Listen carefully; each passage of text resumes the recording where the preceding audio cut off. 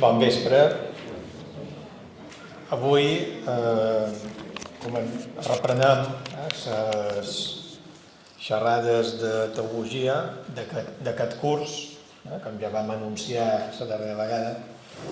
Aquesta la dedicam al discerniment dins el marc del que és subjectiu diocesà per l'actual curs. El discerniment, que és una peça clau, com ara ens explicarà la professora Laura Rius, per dins el marc d'aquesta església sinodal que volem ser. Me'n recordava el senyor bisbe fa un moment, quan vam ser a Roma amb l'equip sinodal, el sínode dels equips sinodals, que van ser unes jornades de molta feina, però molt gratificants també. Ens van donar compte, va sortir la gran importància de la formació i també del mètode del discerniment, que serà el que tractarem avui, i de la conversa amb l'esperit, que també professora Rius també s'hi referirà una mica, però que serà subjectiu de la propera conferència que es farà el mes de febrer. Per tant, són discerniment i conversa amb l'esperit, dos pilars fonamentals que hem d'assimilar per la nostra pràctica en les comunitats i en la nostra Església de Menorca dins aquest camí de sinodalitat que volem emprendre. Laura Rius, nascuda a Barcelona, llicenciada en Filosofia, Pedagogia i Ciències Religioses, es postgrau en acompanyament espiritual. També va ser professora de filosofia, història de la filosofia i a l'espiritualitat. Des de fa anys es dedica a l'espiritualitat ignaciana i als exercicis espirituals i acompanya processos personals i de grups. Coordina l'Escola Ignasiana d'Espiritualitat en el Centre d'Estudis de Cristianisme i Justícia. I ja, sense més preàmbuls, ja li cedem la paraula.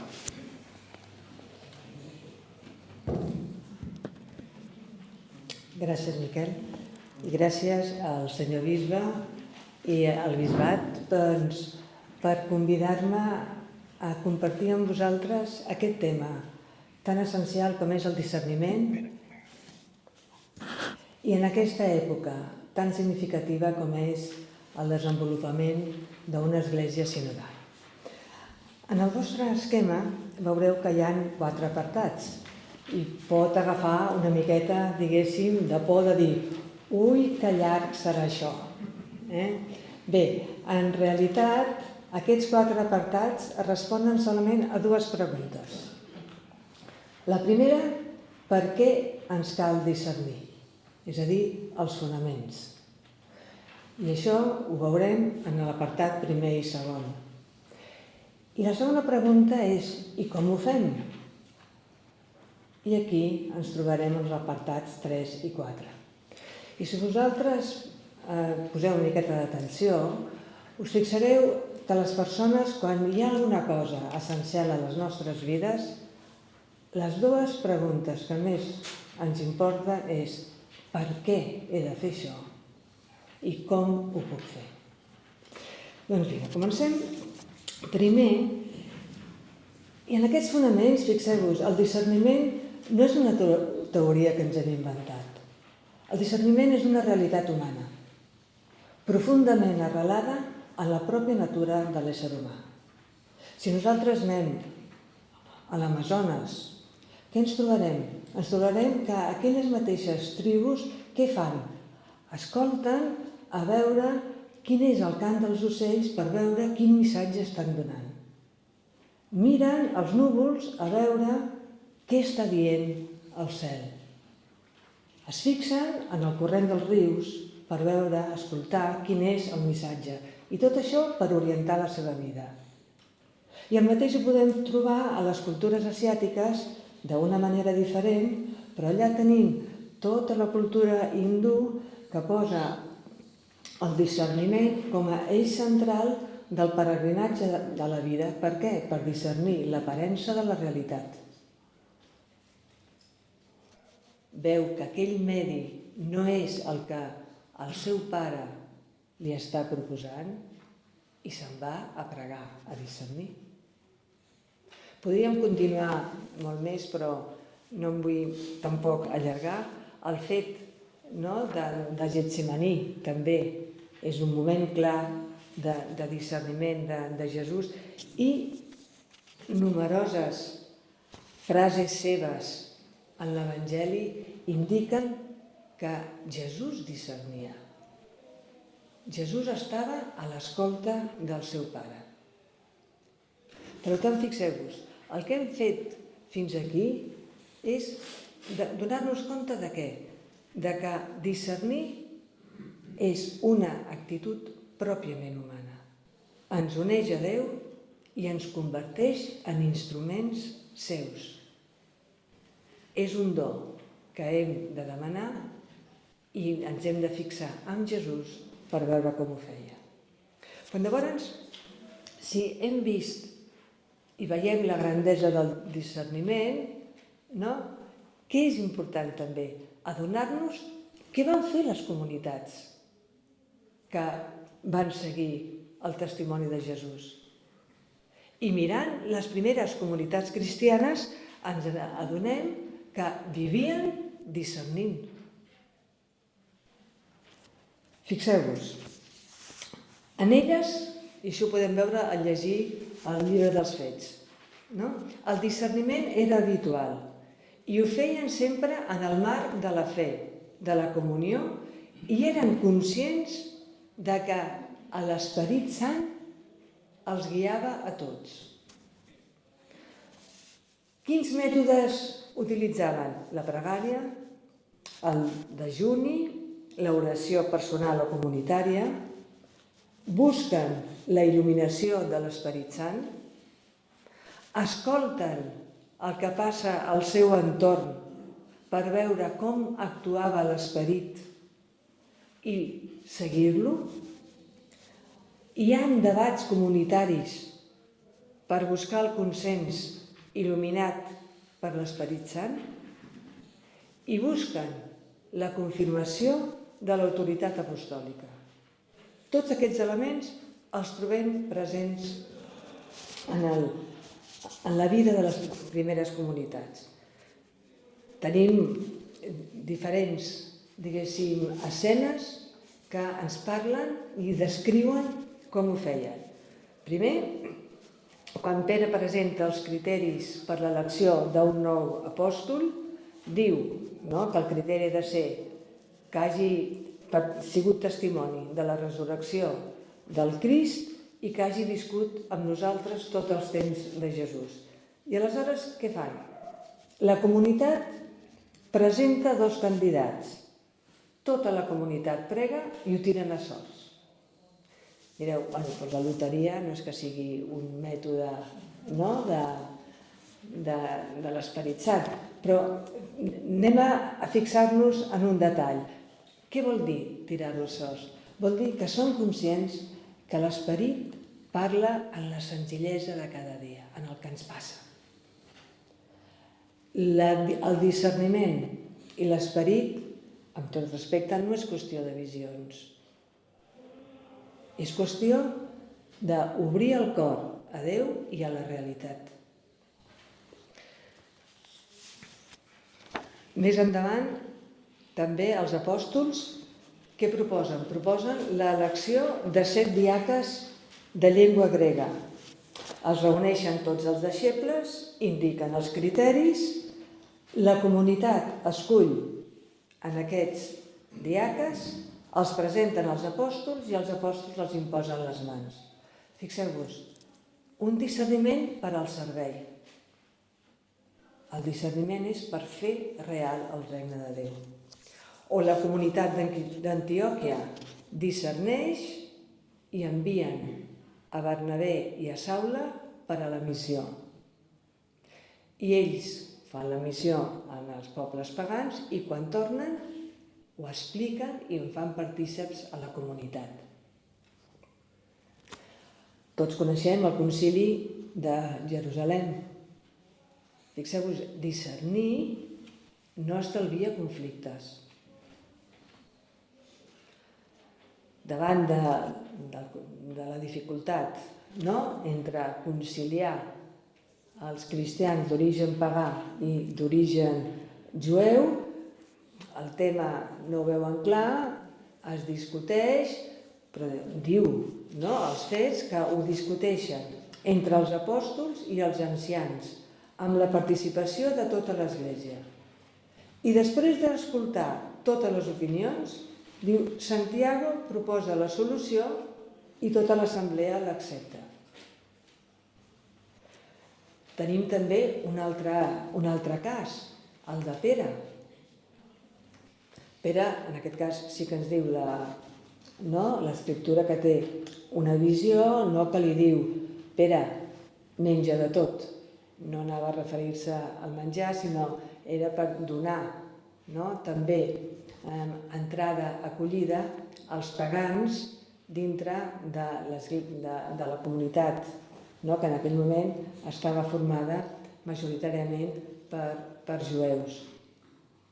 I aleshores l'esperit obre noves vies. Pere ha de dir-los a la comunitat cristiana d'origen jueu que l'esperit li ha dit que tots els homes poden participar, que no solament els jueus. I per tant, l'esperit obre noves vies, impulsa l'Església cap endavant. Fixeu-vos, el llibre dels Fets esmenta 70 vegades l'esperit i el presenta com protagonista i guia del desenvolupament de l'Església. Això ho podem dir-ho molt fàcil, però si nosaltres ara fem a l'inrevés i diem quin és el protagonista i el qui desenvolupa la meva Església? Qui és? Qui més treballa? Qui és? Podem fer la pregunta a l'inversa.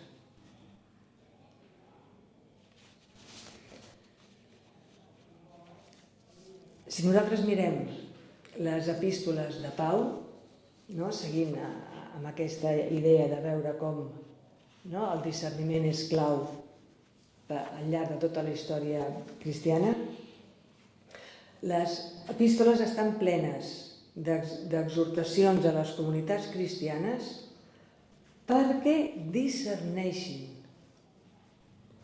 per distingir la voluntat de Déu.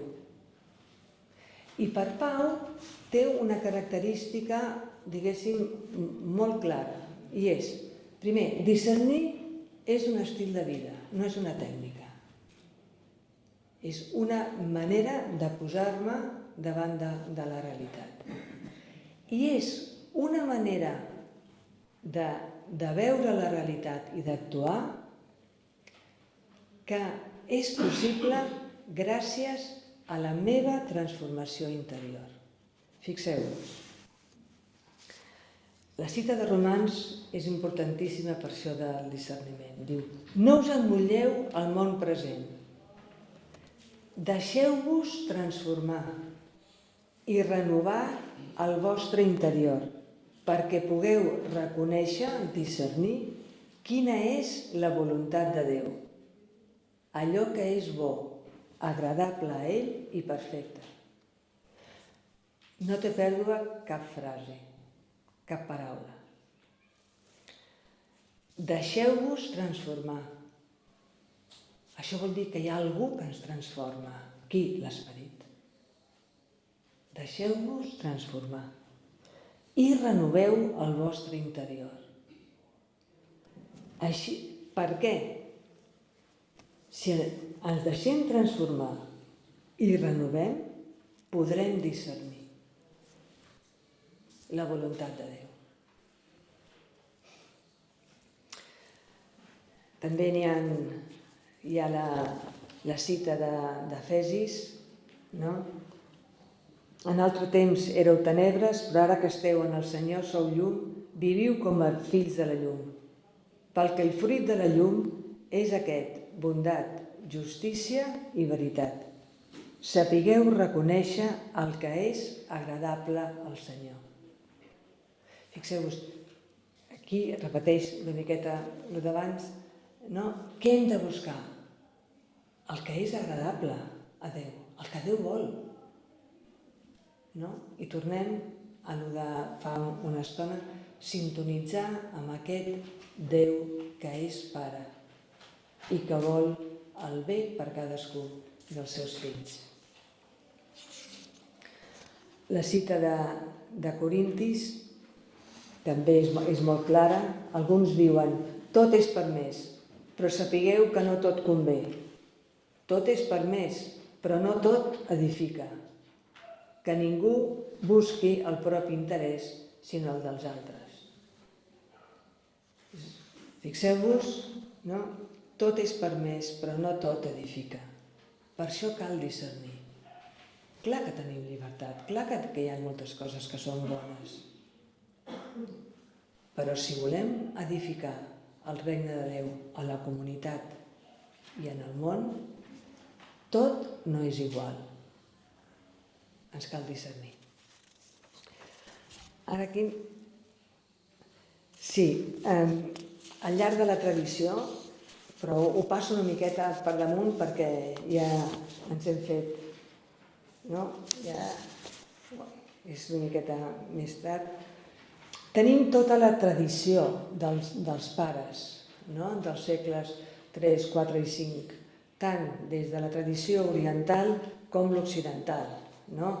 Evagri del Pont, Sant Joan Clímax, Sant Joan Cassià, Sant Agustí d'Hipona, Sant Gregori el Gran, Dionís l'Areopagita, no? Tots aquests pares, què van fer? Van prendre en sèrio tota la doctrina de l'Evangeli, per suposat, i de Sant Pau, aquest deixeu-vos transformar. I van fer experiència de què significa i com es fa això de deixar-se transformar per l'Esperit. No? I què ens parlen? Ens diuen, a veure, necessitem demanar, és un carisma, no? Necessitem, és un do, no? El discernir. Però hem de posar de la nostra part. Com? Tenim cura dels pensaments. Tenim una actitud de vigilància. Buscant la companyia d'un guia experimentat. I fixar-nos que el criteri per discernir és l'augment de caritat i pau en l'ànima. Aquesta seria com la conclusió de tots, no? Aquests savis.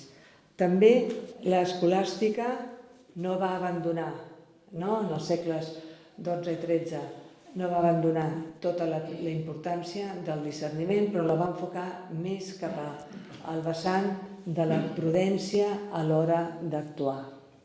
I tot aquest període, no? Jo acabo Sant Ignasi de Loyola, per què? Doncs perquè Sant Ignasi què fa? Sintetitza d'una manera nova, fa una configuració nova de tota aquesta experiència del discerniment. Aleshores,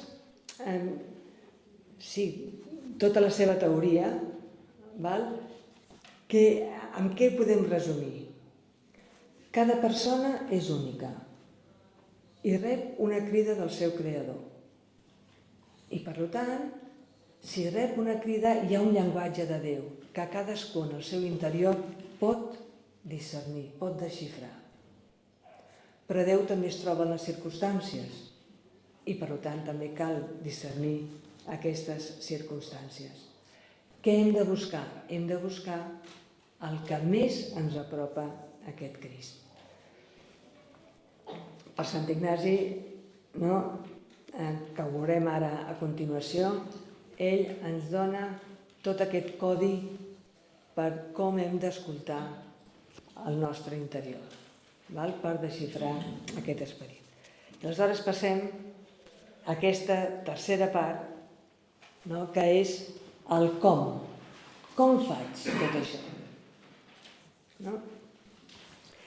I en aquest com hi ha com uns punts que són molt importants. Primer,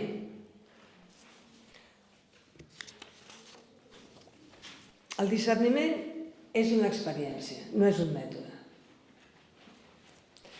Una experiència que permet aclarir-nos i ens permet tenir un comportament cristià madur.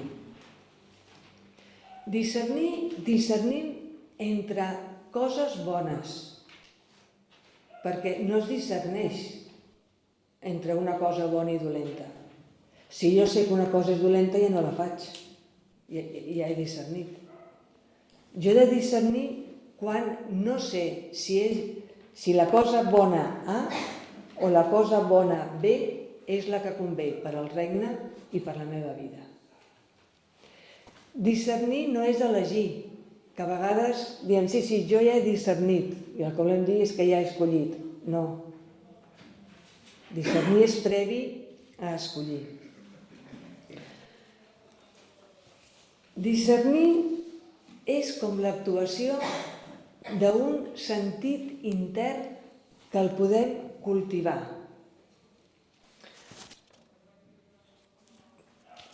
Què vull dir que és un sentit intern, que és una sensibilitat? A veure, un exemple. Si nosaltres mirem, doncs, aquests quadres, no? Podem mirar aquest quadre i l'hem vist. I veiem un senyor, i té un llibre a la mà. Puc dir, val? Les coses més, diguéssim, que salten més a la vista. Però una persona amb sensibilitat artística, només de veure'l, dirà, ah sí, però això és de l'escola de tal, i té una importància cabdal perquè veus aquell detall. És a dir, que la diferència entre la persona que té aquesta sensibilitat artística i la meva és una diferència de qualitat interna, perquè ulls en tenim els dos. Però a base d'estudiar l'art, a base de mirar molts quadres, aquella persona ha adquirit una sensibilitat que, mirant el quadre, ja sap dir, no?, la qualitat d'aquest quadre. Doncs el discerniment és quelcom semblant, però aplicat a les nostres vides. Què vol dir adquirir aquesta sensibilitat? El primer punt és donar-nos compte que el discerniment té a veure amb la meva situació existencial. És a dir, amb la meva manera de ser, amb les meves limitacions, amb les meves capacitats, amb la meva història personal. Tot això fa que en mi sorgeixin uns moviments a favor, que hi hagin unes resistències. El discerniment té a veure amb el meu context personal. La mateixa frase de l'Evangeli l'ha de viure de manera diferent un jove de 18 anys, un jove de 30, un pare o una mare de família de 40, un religiós, un mossèn. I és la mateixa frase de l'Evangeli. I també el discerniment té a veure amb la pròpia maduració personal. Això per què és important dir-ho? Doncs perquè el discerniment és una responsabilitat. Soc jo l'única persona que sé totes aquestes condicions meves. I per tant, l'esperit en mi es mou d'una determinada forma. I jo aquí soc responsable d'això. I per tant, és diferent davant d'una situació el que jo pugui viure interiorment del que pugui viure la persona al meu costat. I que Déu, moltes vegades ho diem, demana a una persona el que no demana a una altra. Però això és propi del discerniment. Segon punt important. Davant d'una situació ambigua, sempre es mouen forces en el meu interior. D'entrada, hi ha un jo. Un jo que té un sentit a la vida. I per tant, quan jo vull discernir, he de tenir clar cap a on va la meva vida. En el nostre cas, el que ens iguala a tots és que el sentit de la vida és Jesús. Per tant, el meu discerniment, el meu jo, ha de tenir clar que això que he de discernir és perquè jo vull arribar a aquell objectiu. I jo tinc una llibertat. Però què es mou també en el meu interior? Unes forces positives, a favor. Unes forces que em diuen, sí, vinga, cap aquí. I unes forces que podríem dir negatives. Unes forces que em diuen, ui, però vols dir?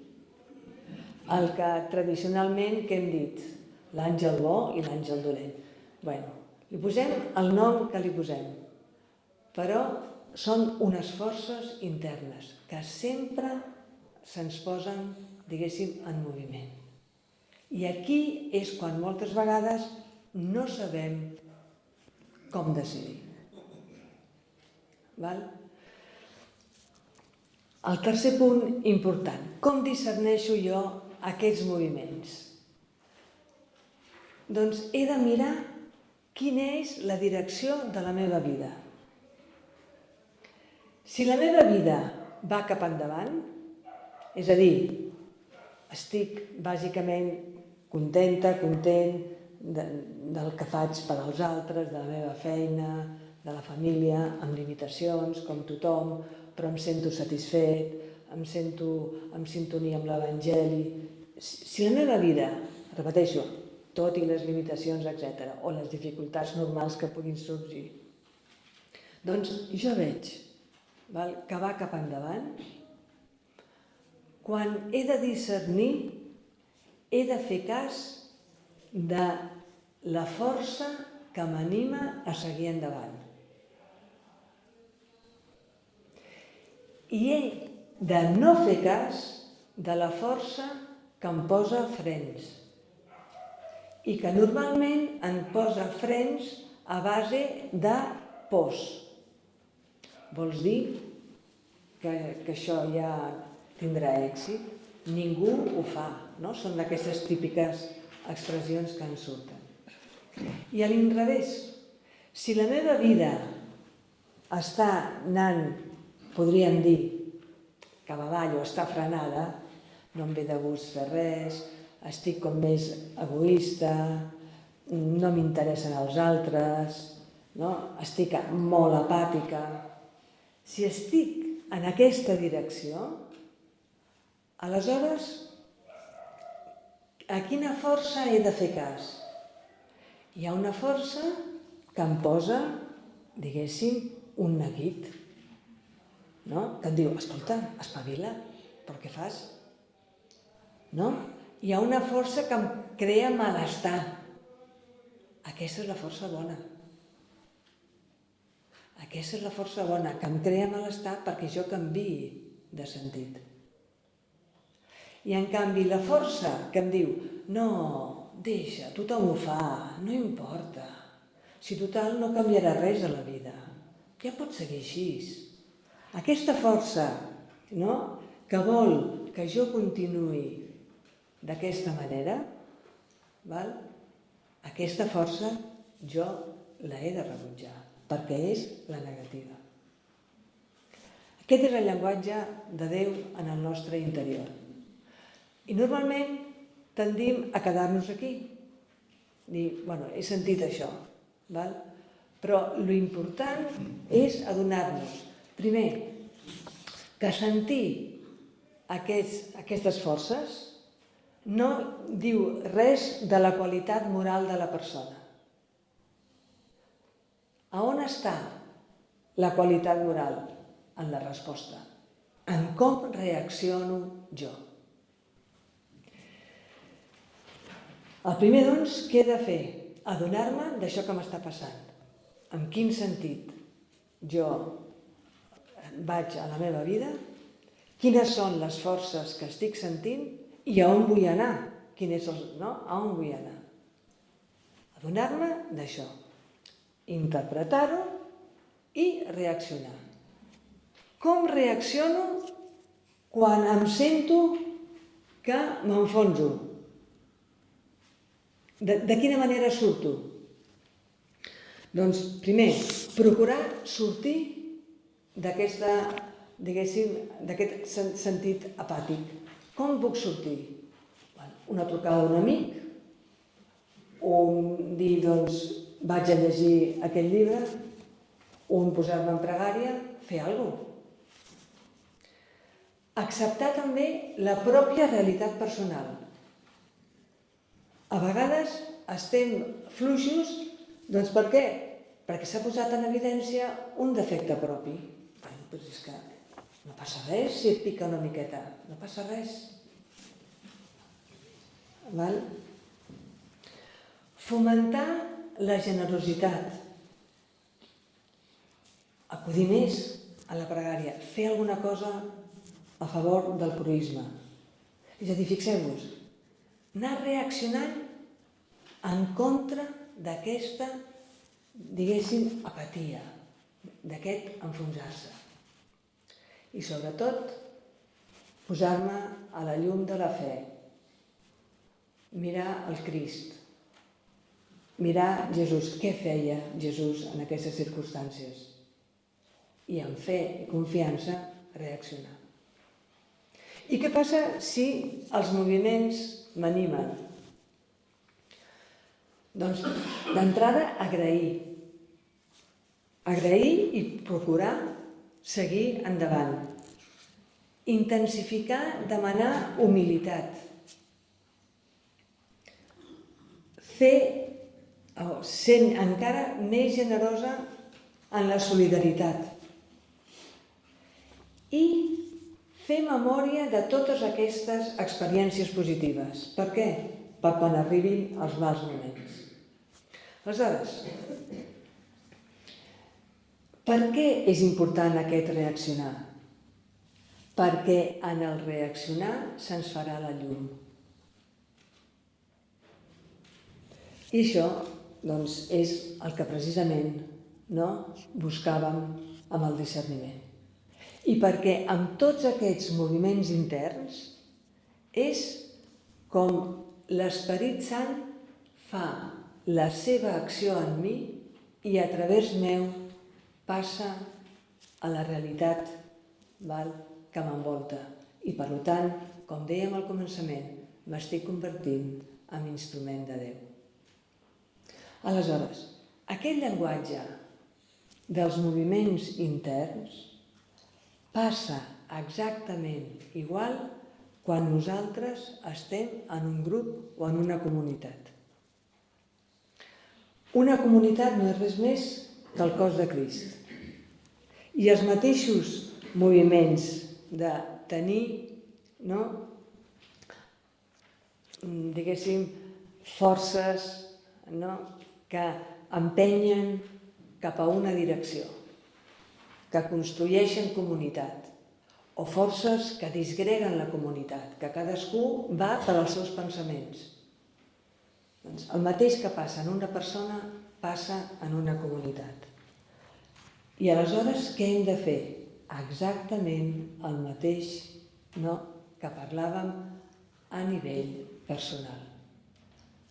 Entendre que passin aquests moviments no és, diguéssim, cap drama. El que hem de fer és procurar reaccionar i com sortir. I com sortim? Doncs se surt de la mateixa manera que a nivell personal. És a dir, posar endavant la persona de Jesús i el regne. Veure què és el que pot ajudar a fer-los realitat avui. I, evidentment, tenir l'actitud de pregària, d'atenció, de revisió de tot allò que estem fent i veure si realment està conduint aquesta construcció del regne de Déu. Respecte de la conversa en l'esperit, el que és més important és l'escolta activa. És a dir, si vosaltres mireu el que hem anat veient al llarg d'aquesta exposició, hem dit que el protagonista és l'Esperit Sant, que el protagonista està en nosaltres i està en la comunitat. Per tant, l'actitud d'escolta és la que ens permetrà deixar actuar aquest esperit. I què vol dir l'escolta? D'entrada, si és escolta és perquè algú parla, no? I llavors, potser la primera observació que hem de fer és sobre la parla. Com hem de parlar en una conversa? Fixeu-vos, conversar és reconèixer que són més importants les persones que les coses i els objectius. I, per tant, el que importa és copsar què ens estem dient. Què ens estem dient i no solament de què estem parlant. Per tant, la conversa remet al meu interior, al meu espai íntim, a la font des d'on parlo jo, i no a uns temes que vull transmetre.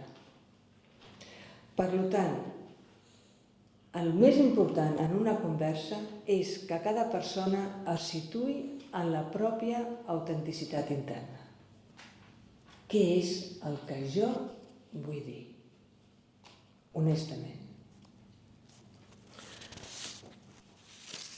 Què passa quan escoltem? Moltes vegades escoltem, però mentre estem escoltant, estem per dintre judicant el que l'altra persona està dient. És a dir, segons els meus patrons, segons els meus esquemes, jo filtro el que l'altra persona està dient.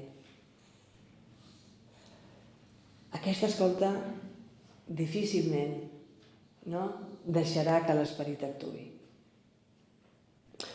Però podem fer un pas endavant, i és que mentre estem escoltant, potser no posem filtres al que està dient l'altra persona, però per dintre estic buscant raons per convèncer-lo del que jo estic pensant. Llavors, la persona va parlant, i vaig escoltant, i interiorment també estic bloquejant l'acció de l'esperit. Per què? Perquè en lloc de deixar que el que l'altra persona digui em toqui dintre, el que estic fent és que les idees meves les vull afilar una miqueta ben afilades per veure si puc convèncer a l'altra persona. I aquí, ja ho he dit, no hi ha acció de l'esperit. La conversa que allibera l'esperit és quan jo d'entrada vull connectar amb l'altre. Interiorment em dic que vull entendre l'altra persona, encara que l'altra persona pensi completament diferent. Però la meva disposició és vull entendre't.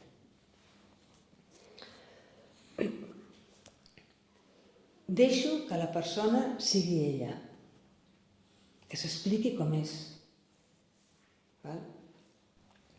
I procuro posar-me en el seu lloc. Per què estarà dient això? Quina importància li veu? Bé, si aquesta és la meva actitud, estic obrint les portes de l'esperit. I aleshores, és des d'aquesta actitud des d'on es pot fer diguéssim, el que s'anomena conversa espiritual, el mètode de la conversa espiritual, que consisteix senzillament en 3 passos. Primer, la persona, ho diré molt sintèticament, el grup prega, pot haver pregat en aquell mateix context o pot haver pregat amb anterioritat. Però la pregària és indispensable, per al que dèiem ara fa uns moments. Jo he de posar al servei dels altres el que honestament en el meu interior he viscut. Si no hi ha pregària, si no hi ha acollida de l'Esperit Sant, què puc dir?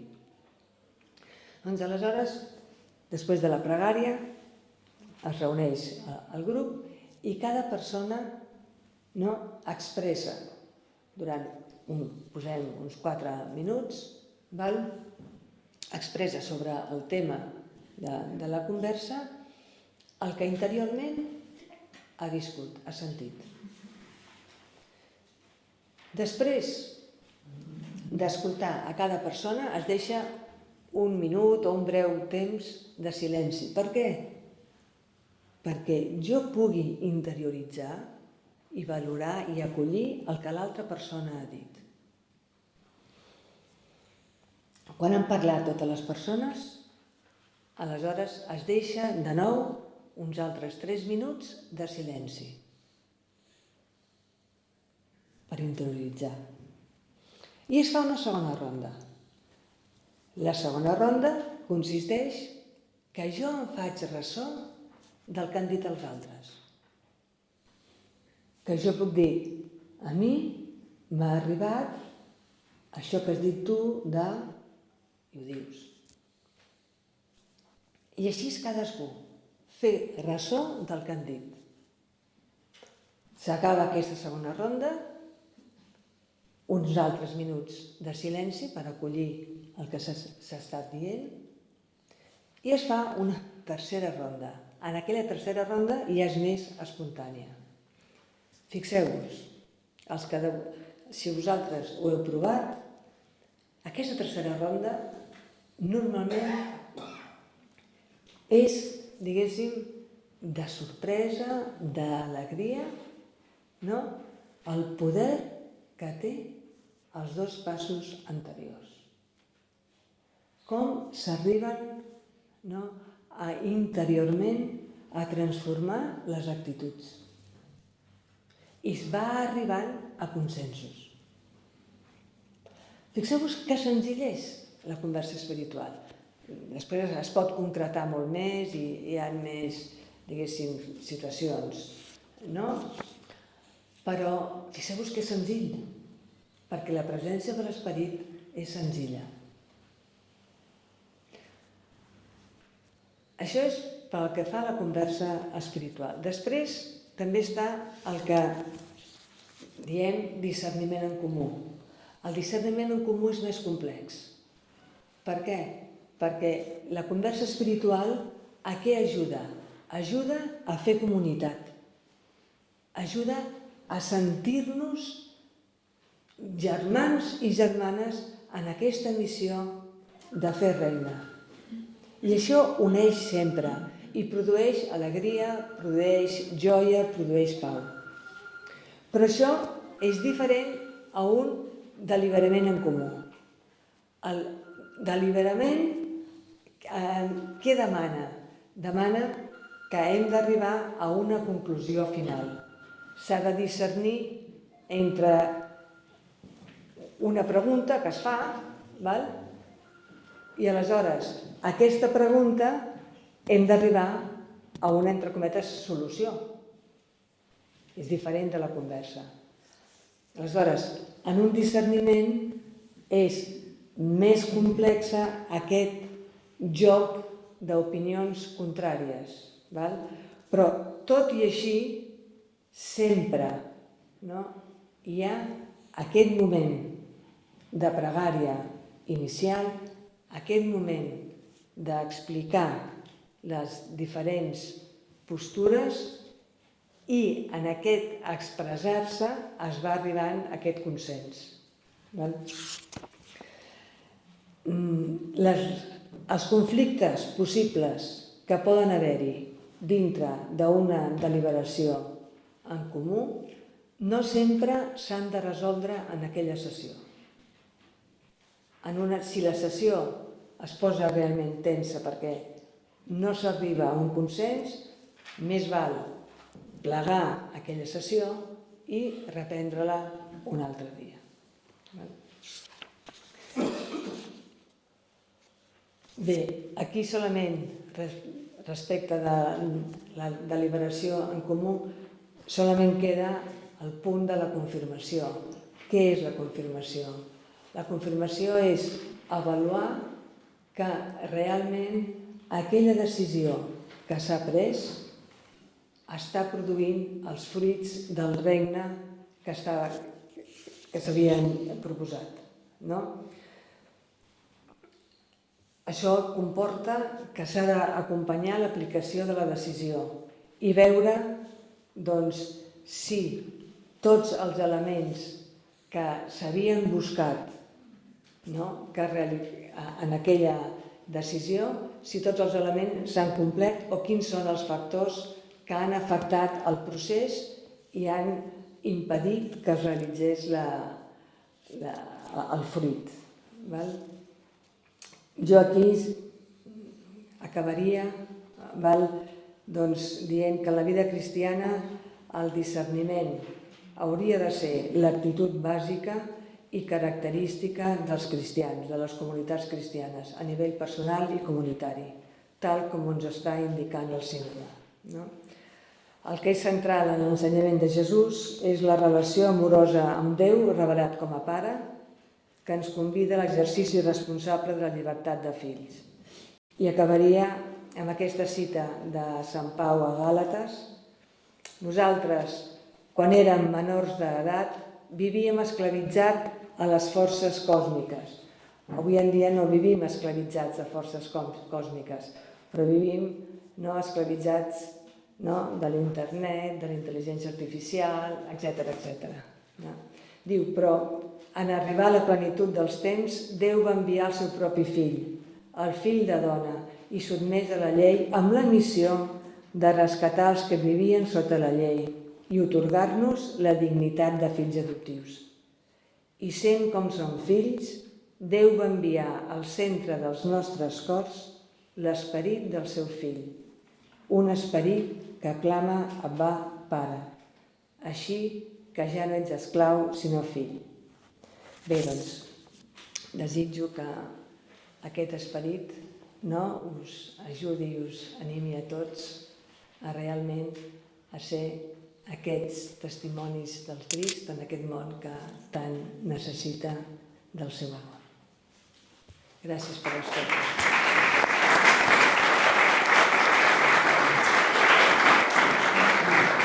Aclariment. Una cosa. Una vegada ho he sentit comptat, això, ho he sentit en el que faig fora. Ho he sentit comptat que havia de nomenar un rector de la catedral. Hi havia com 2 candidats. El capellà Gran m'ho ha comptat, això. Hi havia 2 candidats, el Fernando i el senyor Josep. I el bisbe tenia, no sé què pensava, però va cridar, perquè semblava que havia de ser el senyor Fernando, semblava per tot. Però va cridar al senyor Fernando i li va dir, mira, la voluntat de Déu és que sigui el senyor Josep. Perquè era una altra mentalitat. De vegades m'ha pensat molt això. Cada vegades me sembla que quina és la voluntat de Déu? Hem de pregar molt, hem d'escoltar molt, perquè poder dir, jo a vegades m'atrevesc a dir, me sembla, després d'un procés, me sembla que Déu mos pot demanar això.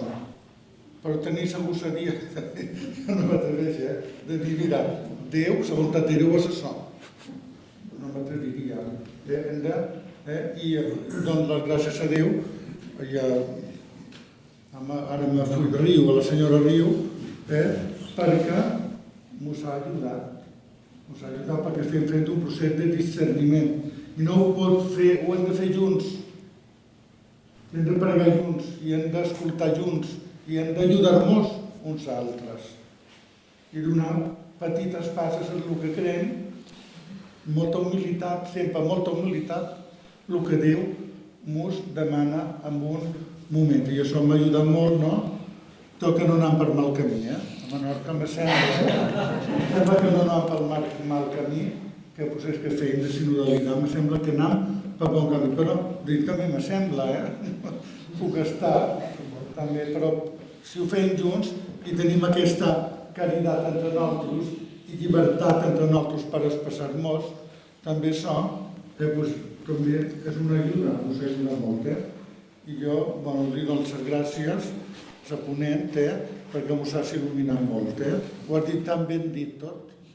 Ui, gràcies, però jo estava pensant, ara l'estava escoltant i deia, mira, veus, ell ha dit en 5 minuts molt millor tot el que jo he dit en 1 hora i quart. Això és un exemple. No som més de l'escola, he posat un exemple. Ja, però importa molt l'actitud amb la qual es fan les coses i es diuen les coses, no? Però molt bé. Joan, tenies... Sí, m'ha fet pensar en una pel·lícula que vaig veure fa quants anys, no sé si l'heu vista, que es diu De Dioses y Hombres. Ah, sí?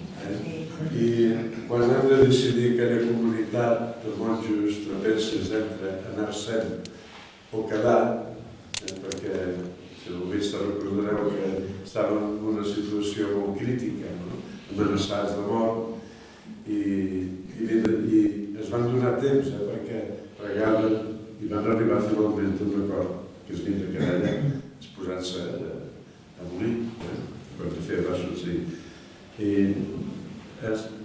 m'ha fet pensar en aquell temps de discerniment que es van donar aquests monjos per acabar decidint la cosa tal vegada més difícil, que era quedar allà exposats en l'esperit. Sí. Pot encaixar amb això que has exposat. Ui, encaixa totalment perquè, primer, es veu clarament quina és la intencionalitat d'aquella comunitat. O sigui, aquella comunitat no discerneixen per veure si els hi és més pràctic o per salvar la vida o no. No, discerneixen com a testimonis de l'Evangeli. S'ho plantegen des d'allà i es veu que també tenen les seves pors, no els hi resulta senzill. Perquè, a veure, els temps són difícils. Això és ben cert, no? Però realment és engrescadora la tasca d'una comunitat cristiana. Que un grup de persones es posin juntes a pregar i tot i les petites diferències, que entre parèntesis, les diferències són signe de riquesa. Doncs que una comunitat pregui i busqui com ser testimoni avui en dia de Jesús, això és una tasca engrescadora. I fer-ho plegats, perquè ho hem vist, els primers deixebles, després de veure la vida de Jesús, què van fer? Discernir en comú, perquè ho van veure en Jesús. I això ens està dient que l'Esperit parla així, d'aquesta manera. Per això el papa Francesc va donar aquesta empenta i va obrir la porta, no?, a la sinodalitat. Perquè és la manera com Déu es fa present, no en el nostre món. I després, això que diré és, diguéssim, és molt petitet, és un factor molt petit, val? Però compte, a veure, no és la nostra experiència que quan en un grup comunitari hem tingut moments d'unió, moments de passar per damunt de les diferències, no ens ha envaït la joia, no veiem que val la pena. Doncs aquest és una petita prova de que aquest és el camí.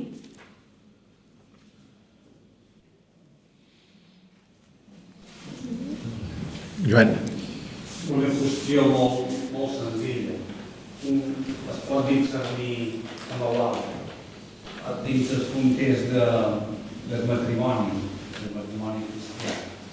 El discerniment pot ser compartit i separat. Sí, i tant. És més, jo crec que hauria de ser, no? Amb això no vull dir que tota la vida de la parella sempre hagi de ser un discerniment de tots dos. Hi ha coses que les haurà de discernir personalment cadascú, però el matrimoni no és res més que un projecte comú. I si és un projecte comú, òbviament han de discernir tots dos què fer, quin pas a donar en segons quines circumstàncies. I és més, i sabent que discernint en comú, allà es fa present Jesús, allà està present l'Esperit Sant.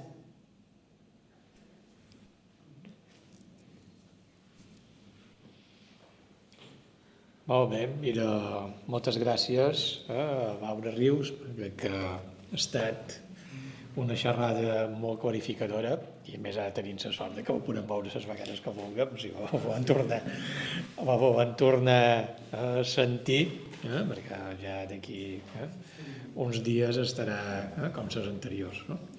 Per tant, gràcies per la vostra assistència i el mes de febrer ja aprofundirem en la conversa amb l'Esperit. Bona nit.